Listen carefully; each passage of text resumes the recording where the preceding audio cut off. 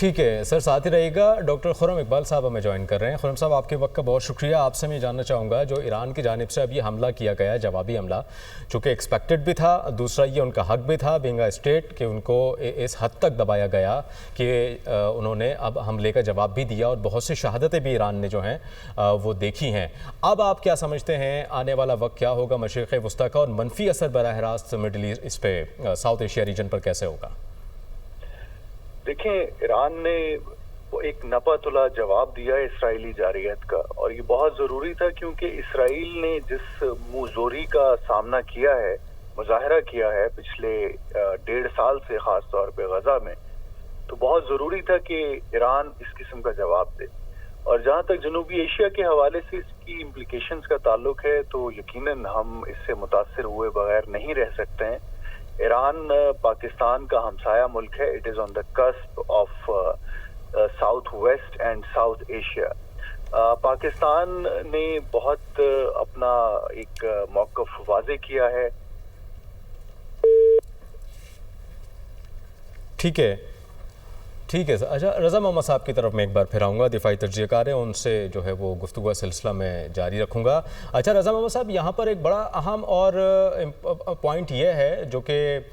زیر غور بھی ہونا چاہیے کہ ایک طرف امریکہ کی جو پالیسی ہیں وہ بظاہر تو یہ ہیں کہ ہم اسرائیل کی جو پالیسیاں ہیں اور جو اسرائیل کے جو حملے ہیں اور جو اسرائیل جس طرح سے فلسطین میں کر رہا ہے اس کے ہم حق میں نہیں ہیں، دوسری طرف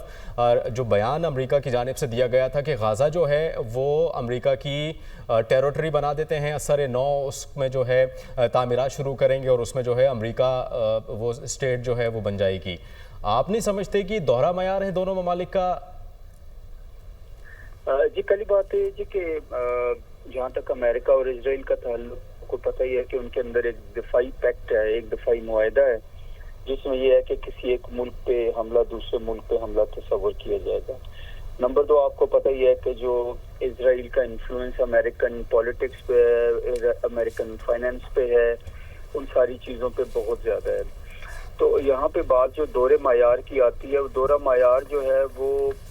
کتابی حد تک تو بالکل صحیح آپ کہہ رہے ہیں، لیکن جو سب سے امپورٹنٹ چیز ہوتی ہے وہ ہوتے ہے ہر ایک کے اسٹریٹجک انٹرسٹ، کہ کون کس کے لیے کتنا اہم ہے۔